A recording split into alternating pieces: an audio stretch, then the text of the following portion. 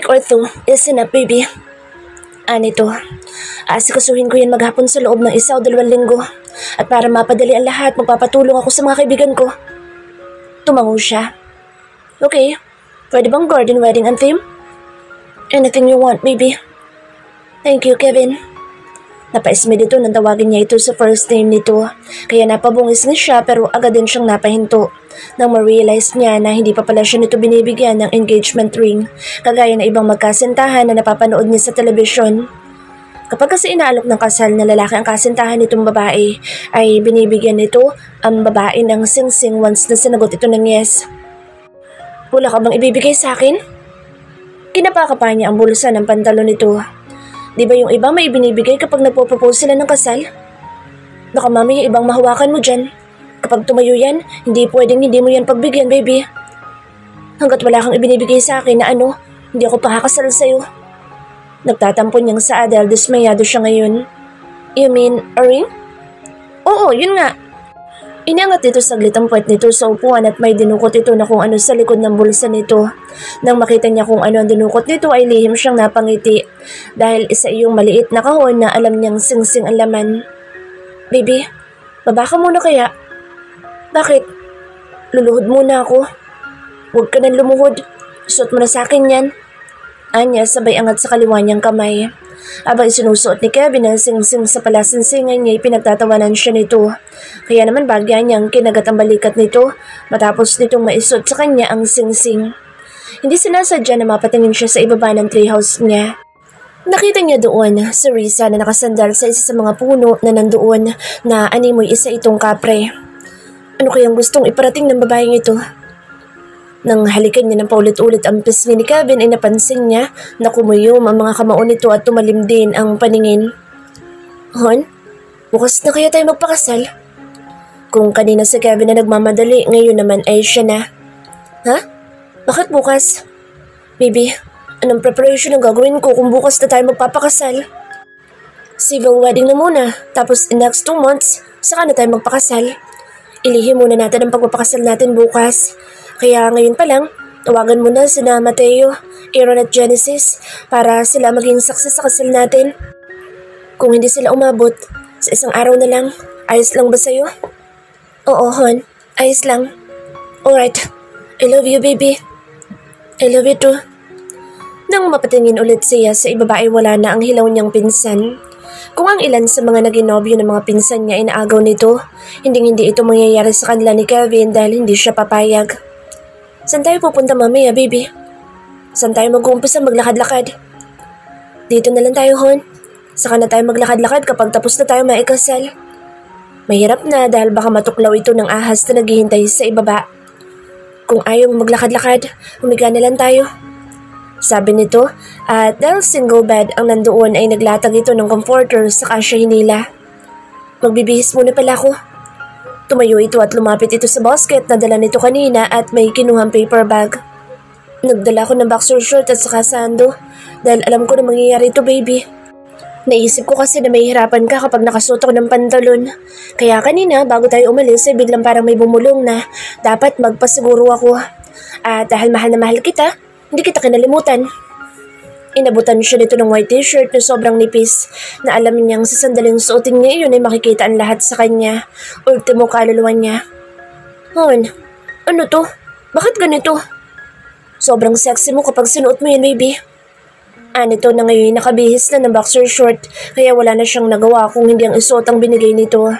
Pero bago yun ay may pinindot siyang button para umangat ang hagdan ng treehouse para walang makaakyat kung sakali. Nang matapos itong magbihis ay humiga na ito. Habang nagbibihis siya ay parang luluwa na ang mga mata nito kaya naman inirapan niya ito. See? Mas sexy ka pa sa mga pinsan mong dalaga, baby. Nito sabay hatak sa kanya kaya bumagsak siya sa dibdib nito. Bakit? May nakilala ka na ba na isa sa mga pinsan ko? Takang tanong niya dahil parang may laman ang sinabi nito. Yung babae na pumasok sa kwarto mo kahapon. Si Rhea ba tinutukoy mo? Yeah. Close ba kayo? Hindi. Mabilis niyang sagot. Malandi ang babaeng iyon kaya hindi kami magiging close nun. Kahit ano mangyari. Tumangutango ito at hindi na nagtanong pa. Salip ay niyakap na lang siya nito ng mahigpit na para bang ayaw na siya nitong pakawalan pa. You look beautiful, baby. Puri sa kanya ni Kevin, kahit nakasuot lang naman siya ng simpleng dress. Ngayong araw kasi ang reunion ng pamilya nila. Taon-taon ay may ganitong pakulo ang daddy niya. Ito kasi ang nakaisip na magkaroon sila ng family reunion kahit pa nga mukhang hindi naman bukal iyon sa loob ng iba nitong kapatid. Kaya lang naman sinusunod ng mga ito ang daddy niya dahil ang daddy niya ang pinakamayaman sa mga magkakapatid. Sina Kevin at Kenneth ay pareho ang suot. Parehong naka-white polo shirt at maong na pantalon.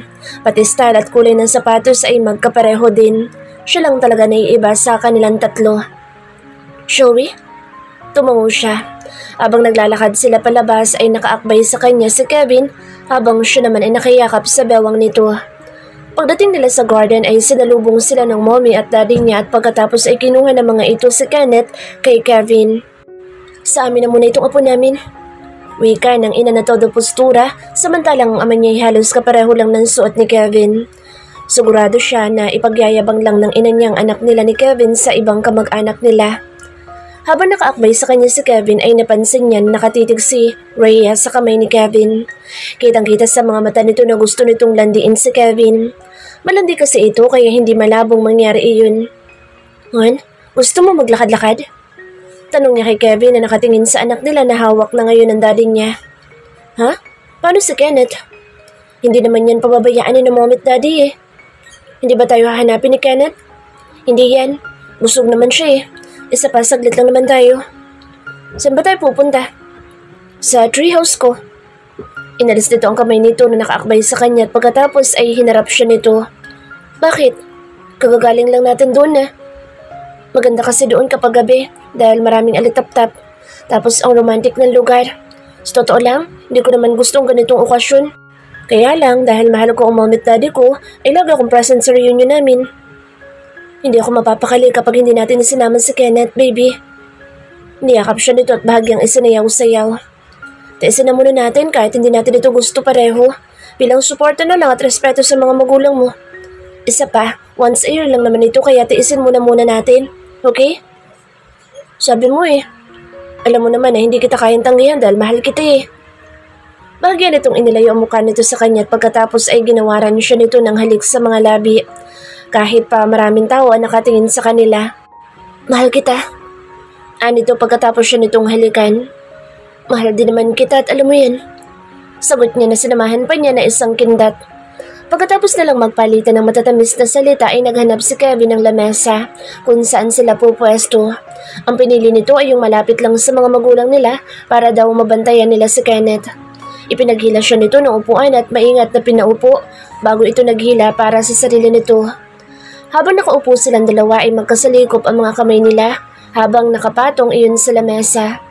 Nang mapatingin ulit sa kanya si Rhea, ipinakita niya dito ang round brilliant diamond cut engagement ring na ibinigay sa kanya ni Kevin para sampal sa mukha nito na hindi nito maaagaw sa kanya ang lalaking mahal niya.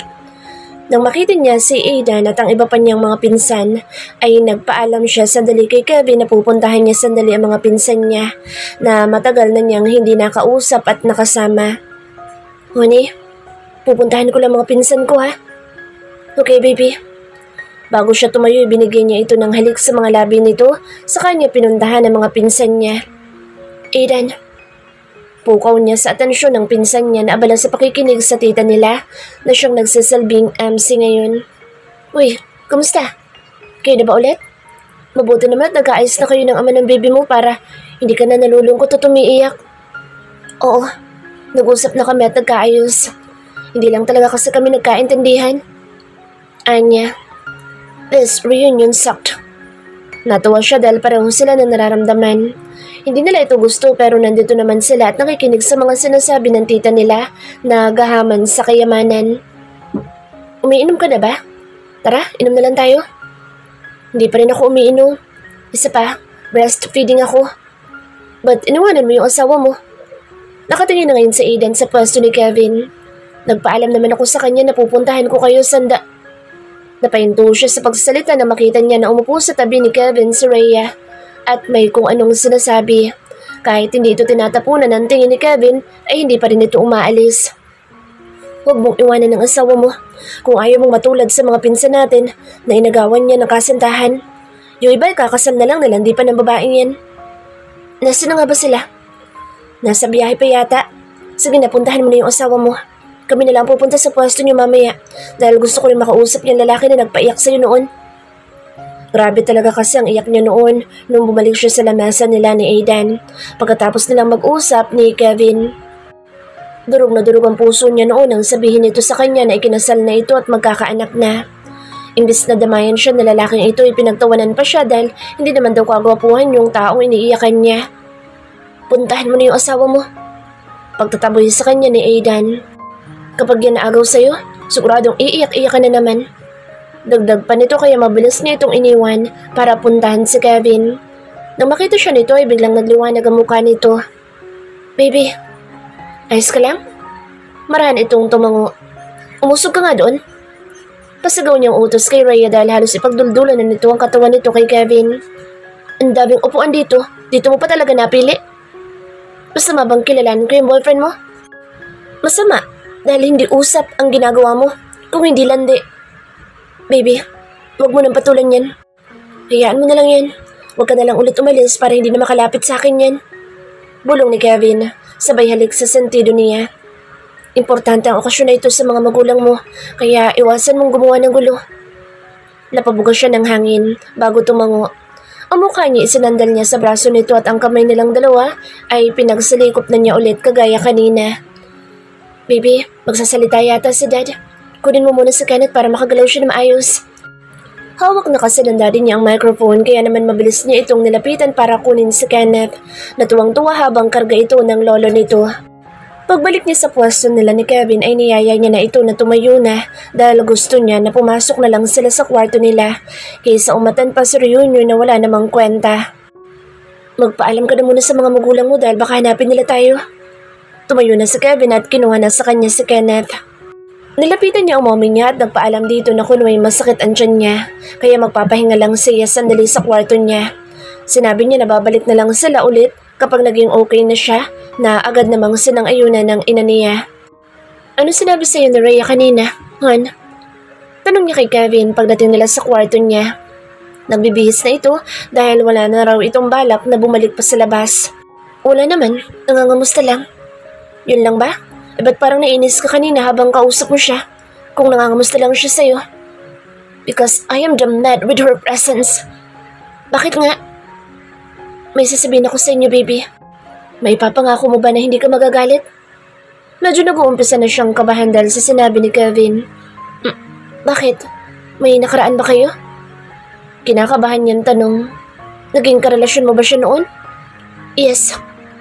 Pag-amin nito, naging kasintahan ko siya noon. Tumagal din kami ng 7 taon yan. She was my everything at that time but she cheated on me with a guy who she met at my friend's bar. Sinong kaibigan? Si Isaac. May nangyari ba sa inyo ni Rhea? I am her first baby. Parang ayaw na niyang pag-usapan pa ang pinsan nilang malandi. Siya din ang dahilan kung bakit divorce lawyer ang kinuha ko dahil sa ginawa niya sa akin. 7 taon na kami at kasal na lang ang kulang pero pinagpalit niya ako sa lalaking isang gabi niya lang na nakasama. Nang mahuli ko siya noon na may kasamang ibang lalaki ay nakipag-break kaagad ako sa kanya. Hindi ko na siya binigyan ng second chance kahit mahal ko pa siya. Muntik na niyang mabitawan si Kenneth dahil sa sobrang panghihina, kaya naman inilapag niya muna ito sa kama niya. What the hell? Kaya naman palalapit ng lapit ang babaeng iyon kay Kevin. Marahil ay sinusubukan nitong bawiin si Kevin mula sa kanya.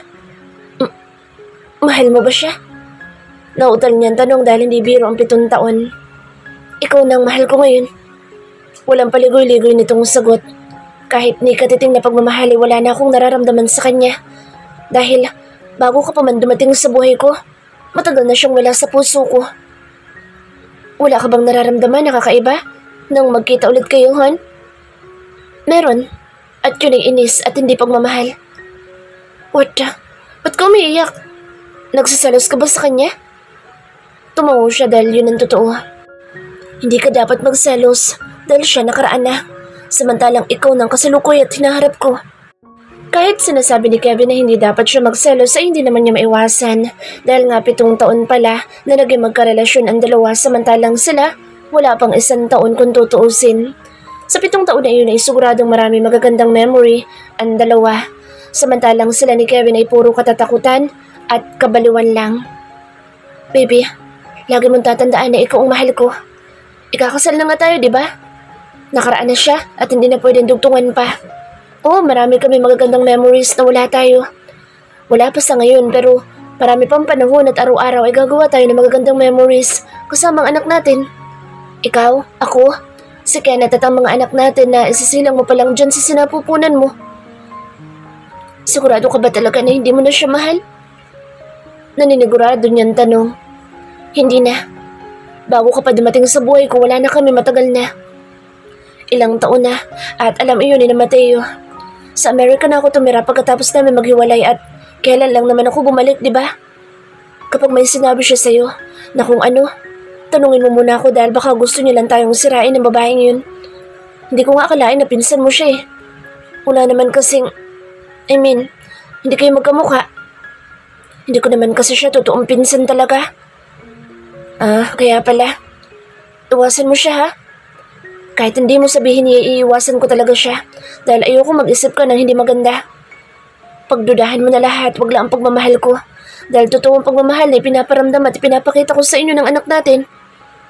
Naniniwala ko sa'yo. Anya, she's nothing, baby. Huwag mo ipakita na nagsiselos ka sa kanya dahil lalo ka lang nung aasarin. Matagal kami nagsama kaya kilalang kilala ko siya kung paano siya maglaro at magpaikot. Ikaw at ikaw lang ang mahal ko at wala na iba. Pasas-pas nga, di ba? You are my present and my future. A woman who I wanted to be with forever is you and only you, baby. I love you. I love you too. Niyakap nila na mahigpit ang isa't isa. I love you more, baby. Huwag ka nang umiyak. Sayang ang luha mo. Kapag nakita ka niya ngayon na ganyan ang ayos mo, ay siguradong pagtatawanan ka noon. Alam niya yun dahil nga bully ang babaeng iyon. Ang layo ng ugali ni Rhea sa kanilang magpipinsan. Palibhasa kasi hindi nila kadugo. Nang magtanong sa kanya si Mirasol kung kaano-ano niya at kung ano ugnayan niya kay Rhea, ay sinabi niya agad ang totoo. Ayaw niya kasi na mag-isip pa ito at baka mauwi pa sila sa kung saan kung itatanggi niya na hindi niya kilala ang babae. At saka wala naman siyang itinatago kaya hindi niya kailangan magsunungaling dahil malalaman din ito na minsan naging bahagi ng buhay niya si Rhea. Baby, galit ka ba? Kahit sinabi niya na matagal na silang wala ni Rhea ay nagsiselos pa rin ito. Siguro kung ano-ano na naman iniisip mo dyan. Is she good in bed? Tanong nito at mabilis na humarap. Kanina kasi ay nakahiga ito patalikod sa kanya. Bakit mo tinatanong? Sagutin mo na lang. Sakto lang. Sakto lang? Umirap ito. Hindi ko naniniwala na sakto lang. Itsura pa lang niya. Mukhang sex na ikinabubuhay eh. Kailan ka pa naging judgmental? Natatawa niyang tanong habang sinusundot-sundot ang tagiliran nito. Pero sa halip ng umitay parang mas lalo pa yata itong nagalit. O bakit? Ipinagtatanggol mo siya? Wala naman ako sinasabi pero parang galit na galit ka. Sinungaling ka kasi. Hindi mo pa kasi aminin na magaling siya. Importante ba yun sa'yo? Kapag ba sinabi ko na magaling siya, titigil ka na? Huwag na. Huwag mo na lang sagutin dahil baka masunto kita kapag hindi ko nagustuhan niya sagot mo. Gigil nito sabi at panaka-naka pa siyang kinukurot sa dibdib niya. Nakakainis. Tulog na yung anak natin kaya huwag ka maingay. Hayaan mo dahil kapag naikasal na tayo, araw-araw tayo magtatalik para pareho tayo maging expert. Di mo na kailangan yun dahil magaling ka na. Usal nito dahilan para matawa siya. Tuwang-tuwa, feeling guwapo. Tingnan mo, nagising na yung anak mo dahil sa kaingayan mo. Nakatingin sa kanila ang anak nila na para bang kinikilala sila kung sila ba ang tunay na mga magulang nito. Diyan palang mahal na kita. Anya, yan ang nag-iisang regalo na hindi kayang tumbasan ng kahit na anong halaga. Kung nahanap sana kita noon kung saan ka nakatira, malalaman ko sana noon na nagdadalang tao ka. Noon pa sana ikasal na tayo bago pa man lumabas yung panganay natin. Napakagat labi ito. Halatang nagsisisi din. Ang akala daw kasi nito ay pagtatabuyan niya ito. Kahit pa sabihin nito na sagad sa buto ang galit niya, kapag nakita niya na dinadala nito ang anak nila, hindi niya pa rin ito ipagtatabuyan. Dahil siguradong mapapalitan ng pagpapatawad ang galit niya. E di sana, may mukha akong iharap sa mga magulang mo ngayon. Hindi sana ako mahihiya ng ganito sa tuwing nakakasalubong ko sila. Dugtong niya pa. Kanina tinawagan niya ang mommy niya. Sinabi niya dito na ikakasal na siya kaya dapat ay tawagan na nito ang daddy niya at ang lahat ng kapatid niya na umuwi sa lalong madaling panahon. Maging ang mga kaibigan niya tinawagan niya na rin at sinabi sa mga ito na ikakasal na siya sa susunod na araw. Ayaw na niyang patagalin pa ang lahat. Naisip niya kasi na magpakasal na lang ng diretso kaysa dumaan pa sa civil wedding. Nangako si Santillan na ito ang personal na mag-aasikaso sa kasal niya para raw makabawi ito sa mga kasalanan nito sa kanya. Ang importante, hindi mo ko sinasaktan. Ang mommy at daddy ko ay mahal na mahal ako. Kaya kung ano magpapasaya sa akin ay hinahayaan lang nila ako. Basta wag lang daw ako lalagpas sa limitasyon. Huwag daw ako mga api ng kapwa at dapat daw ay marunong ako magpahalaga sa mga tauhan namin. Kaya nga nahihiya ako dahil pakiramdam ko inaabuso ko sila. Nakakahiya talaga. Magpapakasal din naman tayo at alam nila yun dahil sinabi ko na yun sa kanila. Ang importante, magpapakasal tayo na may plano tayo. Yung iba nga, hindi naman kasal pero okay naman sila. Masaya naman. Mahirap kasi kapag ikinasal agad dahil ang iba, kung kailan pinakasalan mo na, saka ka palulukuhin. Yung iba naman ang sweet-sweet sa umpisa, tapos to ikinasal at nagsama na ay puro na lang sakitan. Mga walang hiya. Kung kailan nakuha na ang gusto, saka ka pasasaktan at lulukuhin. Nang magsalubong ang kailan niya, itinapatan nito iyon ng pag-irap. Napanood ko lang sa telebisyon. Sa totoong buhay, hindi pa naman ako nakakita. Puro sa TV lang.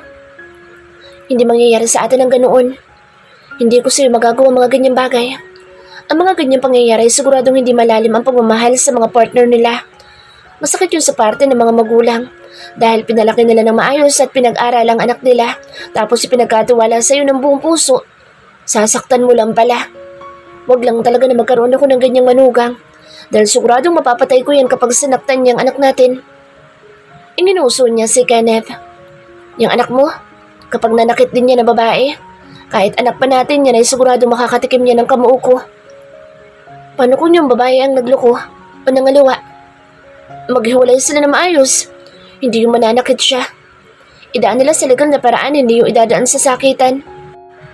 Wala nang second chance, hon? Diba dapat may second chance? I don't know. Isa kasi ako sa hindi naniniwala sa pangalawang pagkakataon. Lalo na kapag yung taong minahal ko ay nagawa akong lukuhin. Kung nag-umpisa ng panluloko ay siguradong sunod-sunod na yan.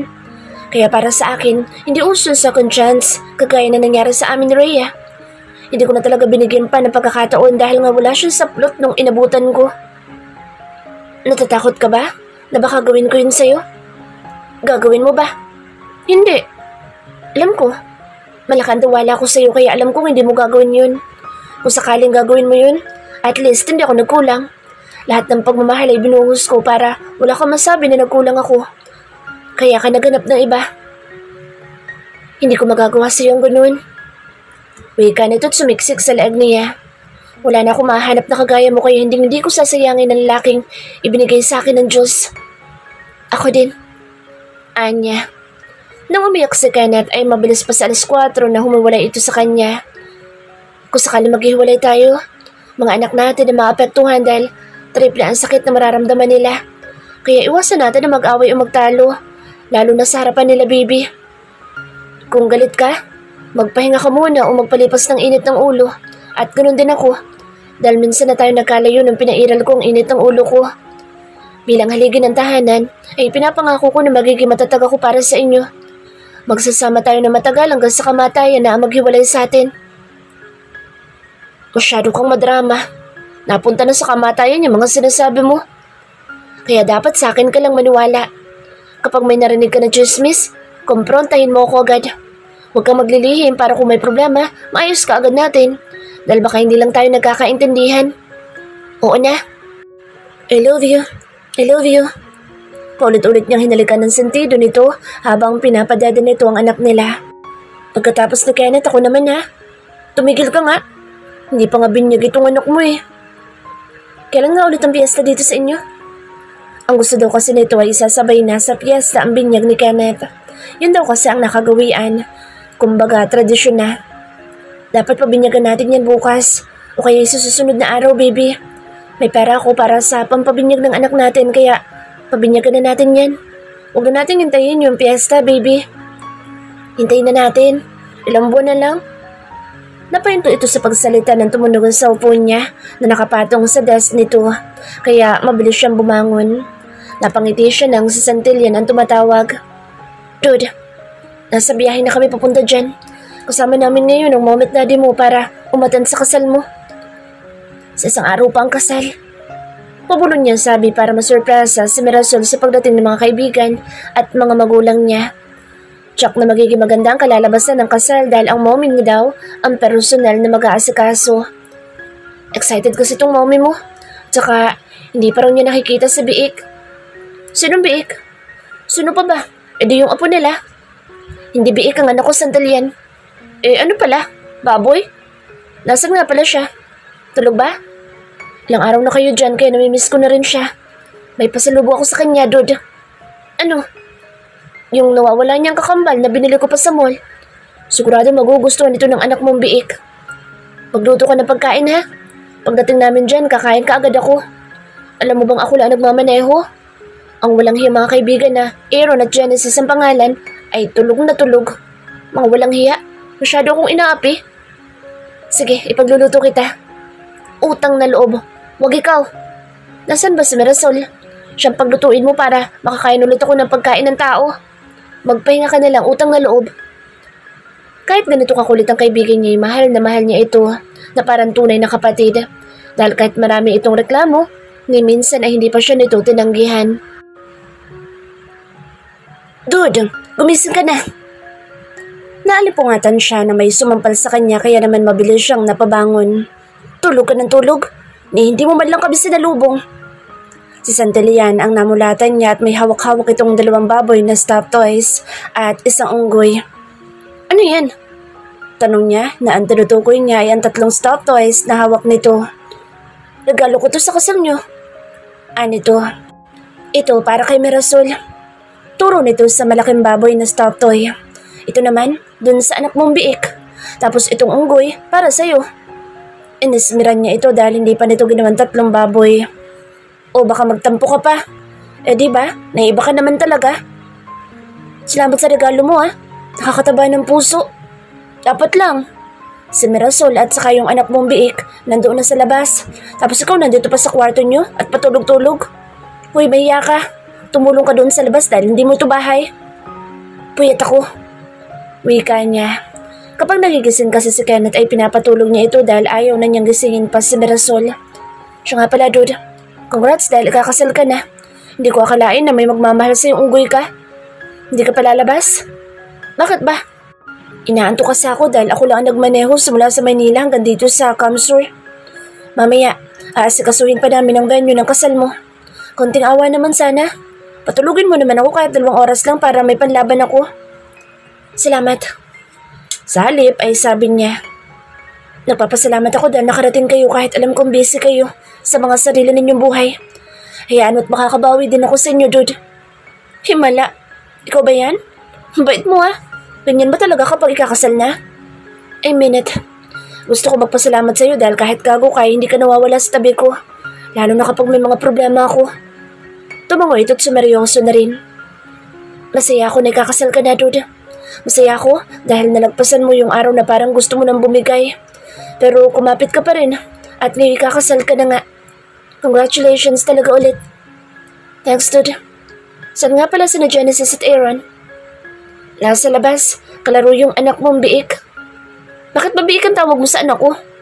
Ngumiti ito. Ang taba kasi ng pisngi. Ang sarap bigyan ng pasa. Mahon ka na, uy. Ako naman ang hihiga sandali. Pag-alis niya sa kama ay saka lang ito humiga. Dude, saglit lang ito. Mami, asikasuhin na namin yung magiging venue ng kasal mo. Alright. Sige na, labas ka na. Kanina ka pa kaya nila hinihintay na magising. Okay, pababa na ako. Bago siya lumabas ay nalaksan niya ang aircon at pinatay niya rin ang ilaw para makatulog ang kaibigan niya dahil alam niya ang pagod ito mula sa biyahe. Pagdating niya sa labas ay nakita niya na nag-uusap ang mga magulang nila ni Mirasol, kaya hindi niya muna nilapitan ang mga ito. "Oh dude, kumusta?" Tanong ni Genesis at Aaron sa kanya, na kagaya ni Mateo ay halatang inaantok na din ang dalawa. "Bakit hindi muna kayo umidlip? Pwede kayong humiga sa kwarto namin. Sa katunayan nga niyan, ay nandun si Mateo sa loob para umidlip sandali." "Nandun siya?" Tanong ni Genesis na namumungay na ang mga mata. "Pwede ba kami matulog muna ni Aaron doon?" Maraan siyang tumango. "Oo naman." Ang anak niya na karga-karga ni Mirasol ay pilit na lumalapit sa kanya, kaya naman kinuha niya ito mula sa ina nito. "Siya nga pala, kumain na ba kayo?" "Kanina pa," sagot ni Aaron. "Dude, hindi ko na kaya talaga. Pumipikit na itong mga mata ko. Saan ba bandang kwarto ninyo para mapuntahan namin? Ihatid ko kayo doon." "Okay." Pagkahatid niya sa mga kaibigan niya ay agad din siyang bumaba. Maya-maya pa'y hinatak siya ni Mirasol papunta sa kung saan. "Bakit hindi mo sinabi na darating ang mga magulang mo?" Taas kilay nitong tanong. "Bakit? May problema ba?" "Nakakahiya. Nahihiya ako sa daddy mo dahil alam niya palang kwento natin." Malamang, ikinuwento ng mami niya dito ang lahat.